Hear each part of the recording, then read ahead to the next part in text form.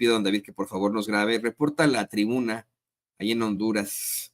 La presidenta de Honduras y titular pro tempore de la Comunidad de Estados Latinoamericanos y Caribeños, Xiomara Castro, convocó el domingo a una reunión urgente de presidentes y jefes de Estado del organismo regional el próximo día 30 para tratar, entre otros temas, el tema migratorio, tras suscitarse el domingo una crisis diplomática sobre Colombia y Estados Unidos a raíz de las deportaciones de inmigrantes en el país norteamericano. Esto fue lo que dijo la presidenta de Honduras, Xiomara Castro. Pueblo hondureño, quiero manifestar que esperamos que la nueva administración norteamericana del presidente electo democráticamente, Donald Trump, sea abierta al diálogo, constructivo y amistoso, que no tome represalias innecesarias contra nuestros migrantes, que por norma hacen un gran aporte a la economía norteamericana. Frente a una actitud hostil de expulsión masiva de nuestros hermanos, tendríamos que considerar un cambio en nuestras políticas de cooperación con Estados Unidos, especialmente en el campo militar, en el que sin pagar un centavo por décadas mantienen bases militares en nuestro territorio, que en este caso perderían toda la razón de existir en Honduras. Y la verdad es que cualquier país latinoamericano que tenga bases militares de Estados Unidos debería cerrarlas. Debería decirles, ¿saben qué? No vamos a continuar con este gazapo, con estas estupideces. No vamos a seguir bajo el yugo y la bota de un país que ni siquiera nos respeta, que deporta a nuestros connacionales, que no acepta a nuestros connacionales a menos que lleguen con una visa muy difícil de obtener. Entonces se acabaron sus bases militares. México no tiene bases militares, afortunadamente. Nunca lo hemos permitido. Bueno, pues para hablar de esto y mucho más, déjeme saludar al historiador Moulay Maza Ontiveros. ¿Cómo estás, compañero? Bienvenido a Sin Censura. ¿Qué tal, camaradas? Buenos días. Un gusto estar con ustedes esta mañanita fresca y observando el acontecer acá latinoamericano, las contradicciones propias de tener un gobierno de un criminal desquiciado en el país más peligroso del mundo, pues están ya brotando. Sí, consecuencias absolutas. Fíjate, Moulay, a ver si tiene por ahí don David este cartón que publica Monero Crucifixio. Me pegó muchísimo verle esta mañana entre nuestros cartones, porque en lugar de ser una narcomanta, es una gringomanta.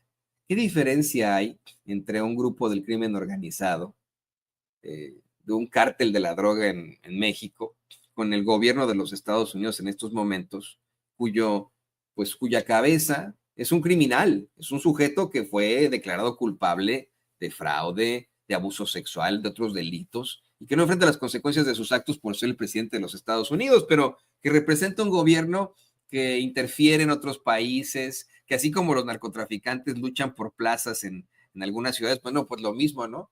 Tratan de tomar ciudades, tratan de tomar países, actúan de manera a veces nefasta y criminal. ¿Qué diferencia hay en todo esto, no? Y hoy, como bien mencionas, bueno, pues estamos viendo el inicio de una serie de problemáticas debido a la llegada de ese criminal a la Casa Blanca. Afortunadamente, existen los líderes en Latinoamérica y en el mundo que le están haciendo frente a este sujeto y a su gobierno de forma muy digna y con la ley en la mano, como lo ha hecho el presidente de Colombia, Gustavo Petro, y por supuesto las presidentas tanto de México, Claudia Sheinbaum, como la presidenta de Honduras, Xiomara Castro, querido Moulay. Pues sí, pero justo ahora este conflicto que hubo con Colombia, ¿no? Y la posición de Petro son muy valiosas, la posición de Petro es muy valiosa, pero justo se evidencia que no fue una postura correcta, ¿no? En su momento fue un error cuestionar el ascenso del gobierno y la legitimidad de, por ejemplo, ay, se me olvida, ¿cómo se me olvida? Espérame, del gobierno de Venezuela, pues, ¿no? ¿Cómo se llama el camarada allá? ¿Nicolás Maduro? De Nicolás Maduro, no sé por qué se me olvida. Tal vez lo mencionan tanto en medios de comunicación que a la hora de la hora uno se le olvida, ¿no? A lo mejor estás pensando en Chávez.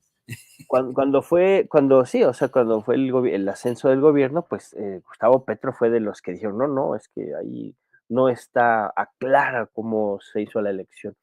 No nos han presentado las actas, ¿no? Pues yo no vi que le pidieran las actas a Donald Trump, yo no vi que le pidieran las actas a otros procesos internos, ¿no? Ni a Lula da Silva, ni al mismo Gustavo Petro, ¿no? Y entonces ahora que se viene ya encima la agresión, porque no es otra cosa, la posición de Donald Trump es una agresión a los pueblos de América Latina, pues lo que se requiere es la unidad latinoamericana, ¿no? En este caso se va en contra Colombia y rápidamente el gobierno de Venezuela dice hay que apoyar a Colombia, ¿no? Hay una crisis de violencia en la zona de Catatumbo, ¿no? En la frontera de Colombia con Venezuela, y la posición del gobierno de Venezuela ha sido de generar las condiciones y apoyar en todo lo que se pueda para resolver la situación de la sociedad colombiana en esa zona donde hay una confrontación de los viejos resquicios de los movimientos guerrilleros que desgraciadamente se han descompuesto y se disputan los territorios para tener una influencia del control de los mercados, ¿no? Y de las drogas, pues, ¿no? Es una desgracia por los movimientos populares armados, pero es un proceso de descomposición que en esta confrontación que tienen entre el ELN y lo que quedaba de las FARC, la parte que no quiso firmar la paz, pues están agrediendo a poblaciones de firmantes de la paz, de las ex Fuerzas Armadas Revolucionarias de Colombia, y a la población en general de Catatumbo, y eso ha generado una crisis interna, una crisis de violencia interna en Colombia, en esa zona. Insisto, es una zona selvática, es una zona donde siempre ha tenido influencia estos movimientos armados y hace frontera con Venezuela. Desde la semana antepasada, la posición del gobierno venezolano ha sido de coadyuvar a la solución del conflicto con recursos y con política también, ¿no? Y se requiere eso, se requiere solidaridad internacional y se requiere fraternidad y se requiere cerrar filas del continente americano, de Latinoamérica, de Sudamérica, de Hispanoamérica, cerrar filas frente a la peligrosa posición reaccionaria, retrógrada, eh, negacionista, racista, imperialista, fascista del gobierno de Donald Trump, pero no nada más del gobierno de Donald Trump, ¿no? Porque justo lo que tú dices es esto, ¿cuál es la diferencia entre los cárteles del narco y su conducta violenta con el gobierno de Trump, ¿no? Y esta gringomanta. Y justamente, o sea, el narcotráfico, una organización del narcotráfico, es una especie de muestra, ¿no? De cómo se mueve, cómo se organiza, cómo se articulan las relaciones de poder y de dominación del capitalismo. Y el gobierno de Donald Trump es una muestra hegemónica de cómo se mueve, cómo se articula, cómo se relaciona las relaciones de dominación dentro del capitalismo, ¿no? Entonces tienes el hegemón norteamericano encabezado hoy por las peores excrescencias de la sociedad norteamericana y en vinculación y en articulación con sus expresiones en la estructura de la sociedad, cómo la sociedad se estructura y cómo hay grupos de la sociedad que se estructuran para ejercer dominación, para hacer negocios, para reproducir su riqueza, para concentrar su riqueza, para controlar territorios, para explotar la fuerza de trabajo, para administrar sus recursos, para movilizar sus mercancías. Y eso se desarrolla en los marcos de la sociedad capitalista. Entonces, desde la empresa imperialista más poderosa del planeta o el gobierno imperialista más poderoso del planeta, hasta una célula del narco, la estructuración es la misma. Por eso son tan parecidos, por eso tienen el mismo lenguaje, por eso ejercen el poder de manera vertical y por eso tienen ese uso de la violencia como una de sus características principales. Por eso se parecen tanto, por eso es la gringomanta es una narcomanta, ¿no? Porque además tú crees, ahora ya especulando, tú crees que esos líderes tan sui generis que tiene la ultraderecha en este momento, ¿no serán adictos a algo? Yo pregunto, con la crisis de consumo tan fuerte que hay allá en el Norteamérica y sobre todo con una crisis de consumo tan fuerte que hay en las élites del poder político y de la sociedad, pues yo creo que ahí hay consumo de drogas, a mí no me extrañaría en lo más mínimo, ¿no? Y Se entonces, una y otra vez de Bush, ¿no? Por ejemplo, de George W. Bush, al tener esta vida tan desordenada desde su juventud como universitario, se ha dicho esto a través de los hijos de Donald Trump, que han sido captados haciendo, híjole, pases muy extraños, ¿no? En el frente de las cámaras y abiertamente, ¿no? De, pues, situaciones que son muy, muy raras en cuanto al manejo de sus ademanes. Efectivamente, ¿no? Esto tendría que cuestionársele. Y a lo mejor, Molay, en este tipo de cargos debería sí haber controles antidoping, ¿no? Si estamos hablando efectivamente de pues de un político que será política, líder de un país, pues tendría que haber un control antidoping, al menos en cuanto a ser honestos con la gente, ¿no?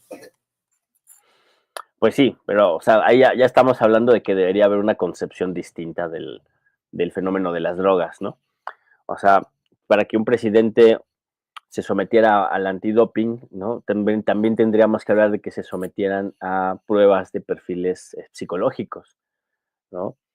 Y seguramente encontraríamos cosas muy interesantes. Por ejemplo, hay uno, vinculando el tema, ¿no? Uno de los textos clásicos del análisis del fascismo es este texto que se llama Psicología de masas del fascismo, de Wilhelm Reich, ¿no? Y justamente él hace un estudio, una reflexión muy profunda. Es un libro de por lo menos unas 800 páginas, ¿no? Psicológico, social y cultural, ¿no? Entonces, por lo menos uno encontrará seguramente, si leemos ese libro de Wilhelm Reich, uno encontrará muchos rasgos de la personalidad fascista en personalidades como Donald Trump o como Elon Musk o como otros líderes, ¿no? Que ahorita ustedes mencionaron a la lideresa esta de Alternativa para Alemania, ¿no? Pero también en la sociedad, y es ahí donde entramos al tema, ¿no? O sea, también en la sociedad, una sociedad que permite, una sociedad que apoya, una sociedad que se moviliza en torno a figuras de estas características, es una sociedad que también está permeada por lo que Wilhelm Reich llama la peste del fascismo, ¿no? Y entonces sería bueno tener esos perfiles, pero no podríamos evitar con esos perfiles que llegaran al gobierno en un entorno democrático, ¿no? Entonces podríamos saber que tienen ciertas adicciones, en el caso de las drogas, y eso debería ser una información, un dato relevante para votar, para participar democráticamente, ¿no? No para quitarles la posibilidad, ¿no? Porque también sería un poder muy arbitrario y utilizado por esas mismas élites, a la oposición decir, fumó mota a los 15 años, ¿no? Entonces no puede ser candidato. ¿No? Que tiene ciertos rasgos de personalidad que son peligrosos, entonces lo sacamos de la disputa democrática, ¿no? Entonces, pues tendríamos que ser muy cuidadosos con esos perfiles. Y digo, en el caso de las drogas, lo que habríamos de tener como sociedad es sacar el tema de las drogas de la seguridad pública y la seguridad nacional y meterlo en donde realmente tiene que estar, que es el tema de la salud, ¿no? Y entonces ahí sí ya, en vez de punitivizar, en vez de criminalizar el consumo, producción, distribución, venta de las drogas, pues tendríamos que tratarlo como un problema de salud pública, regularlo, por lo tanto legalizar, ¿no? Para regular y para legislar y para proteger la salud de la población. Y seguramente eso tendría muchos mejores resultados en Estados Unidos en lugar de esta vorágine de violencia que es la guerra contra las drogas, ¿no? Y ahora tenemos una amenaza enfrente y encima. Ahorita el gobierno de Gustavo Petro ya logró establecer una negociación. Ha triunfado la posición de Gustavo Petro si se dignifican las condiciones en las que los migrantes serán repatriados, ¿no? Si se dignifican, si se les quitan las cadenas, si se les trata como seres humanos, aunque se les expulse de aquel país que no los quiere, ya es un triunfo de Gustavo Petro. Y ese triunfo tiene que ser válido para todos los países a donde se envíen a los migrantes, ¿no? Gustavo Petro está ganando una batalla en contra de la criminalización de los ciudadanos migrantes. Y eso es muy importante, ¿no? Pero hay que ganar unas siguientes dos batallas que son fundamentales. Uno es la batalla mediática, la batalla de la comunicación. Ya lo señalabas tú hace rato. Es muy triste como ayer, ¿no? Cuando Gustavo Petro publicó su carta, yo recomiendo que toda la gente lea la carta, es larga, la carta que Gustavo Petro publicó en X, contestándole a Donald Trump, ¿no? Eh, Diciéndole, tú nos pones aranceles, nosotros te ponemos aranceles, ¿no? Colombia se abre al mundo, eso es muy importante, ¿no? Y eso hay que mantenerlo, ojalá que lo mantenga Gustavo Petro. Colombia se abre al mundo, ya no vamos a tener este comercio tan dependiente de Estados Unidos, nos vamos a abrir al mundo. ¿Qué quiere decir abrirse al mundo? Quiere decir ampliar la compra y venta de productos y ampliar la distribución de productos con Rusia y con China. Eso es lo que quiere decir abrirse al mundo. Con Rusia, con China, con Irán, con India, con países de Latinoamérica, ¿no? Y y concentrarnos, dicen, en producir lo que no lo que le compramos a los Estados Unidos hay que producirlo nosotros para no depender de Estados Unidos en el consumo de ciertos productos, ¿no? Lo que en México llamamos la sustitución de importaciones. Es fundamental eso. Entonces necesitamos, ojalá que Gustavo Petro no baje ese dedo del renglón, porque ahora que se va a reunir la CELAC, que es muy importante que se reúna la CELAC, justo esa es la orientación a la que hay que empujar, ¿no? En términos, por ejemplo, se va a discutir el término de la migración, ¿no? El tema de la migración es uno de los temas, ¿no? ¿Cómo generar condiciones en Sudamérica, Centroamérica y la parte de México que le toca de Norteamérica, generar condiciones para que la gente ya no se vaya expulsada, ¿no? Lo que Andrés Manuel López Obrador llamaba las cortinas de desarrollo que permita que la migración se vaya quedando en Centroamérica y en Sudamérica, en la zona mexicana, ¿no? Con empleo, con mejores condiciones de vida, ¿no?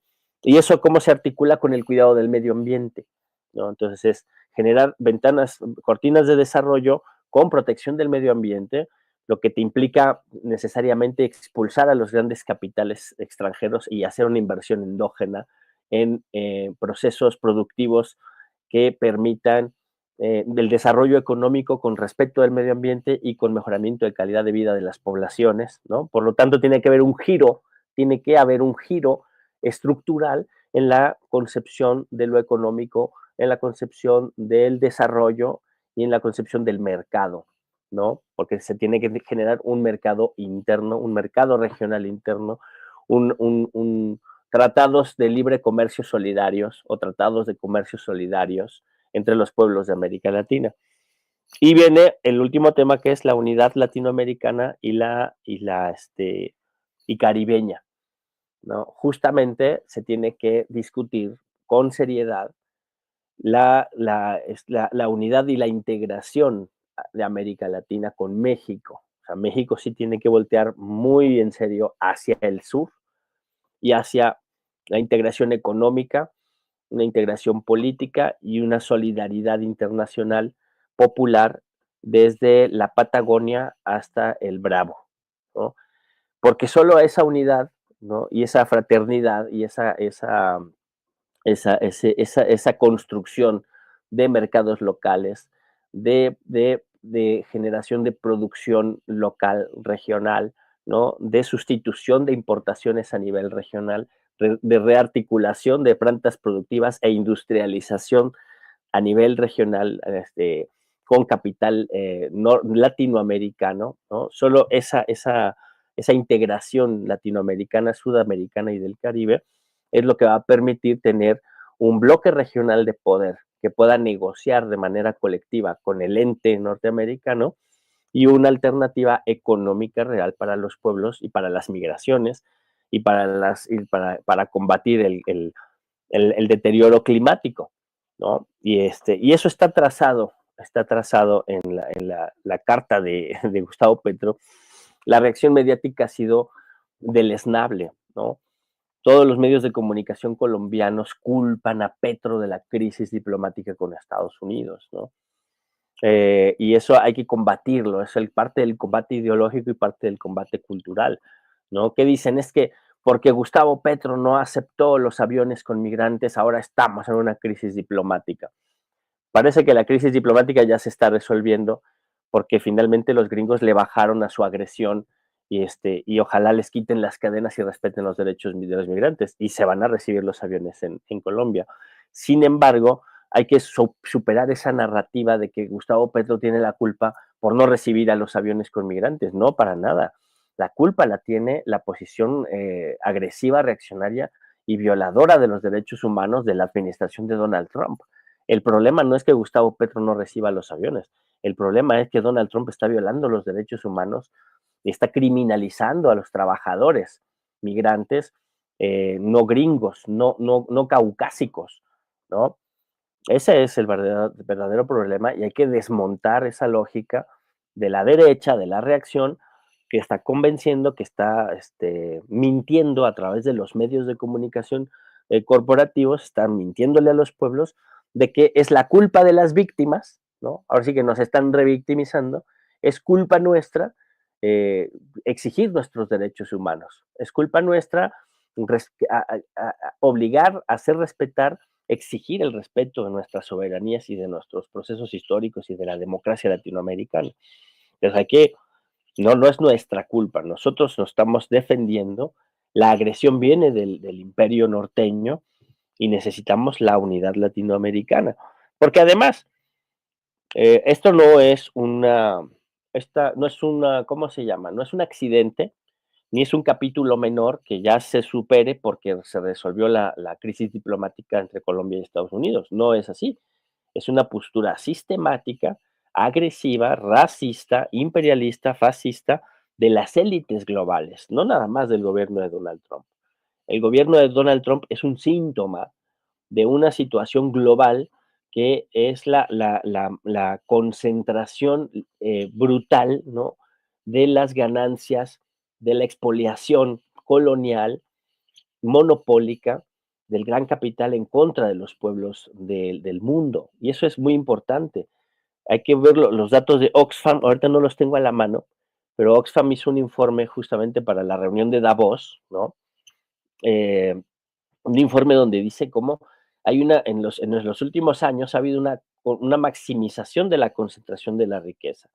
Y estamos viendo a personalidades como Elon Musk, ¿no? Que no producen, porque pareciera como que Elon Musk es acá un genio tecnológico que produce tecnologías, con inversión privada a partir de su dinero, y no es verdad, ¿no? El dinero con lo que producen sus empresas es dinero público norteamericano, ¿no? Es dinero extraído de lo que pagan de impuestos en Estados Unidos, pero además de la extracción de plusvalía de los trabajadores y además de la extracción de recursos y minerales de los países del sur global. Entonces, en los últimos años ha habido cerca de ciento y pico de fortunas que han concentrado una gran riqueza, ¿no? La riqueza del mundo se ha concentrado en unas cuantas manos y se han incorporado a la lista de los millonarios más o menos 200 millonarios más, ¿no?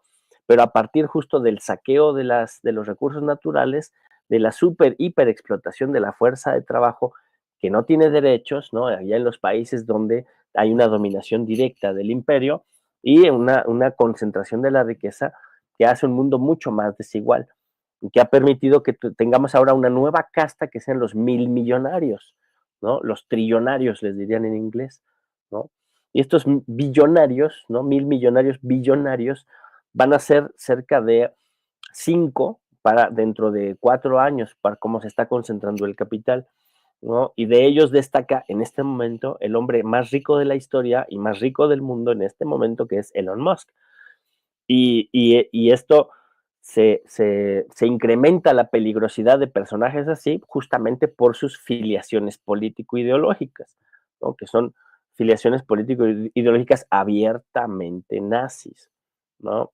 Que tiene, por si fuera poco, el abuelo de Musk era nazi, era del partido nazi, ¿no? Entonces, tampoco es un accidente que Musk sea nazi, es parte de su génesis familiar, ¿no? Pero justo este gran poder económico de pequeñas élites que se hacen poderosas a partir de las prácticas monopólicas y a partir de las relaciones coloniales, vigentes, ¿no? Y a partir del saqueo, ¿no? Con ese poder colonial que tienen, pues está configurando el mundo de tal forma que las élites económicas controlen las herramientas políticas y a las castas políticas de los países, ¿no? Y se está logrando hacer en Estados Unidos, no nada más y nada menos que este país que presume de democrático, pero que es eh, evidentemente plutocrático, ¿no? Evidentemente, aristocrático, bueno, aristocrático no, porque Aristos es lo mejor, ¿no? Bueno, una antidemocracia bipartidista oligárquica, ¿no?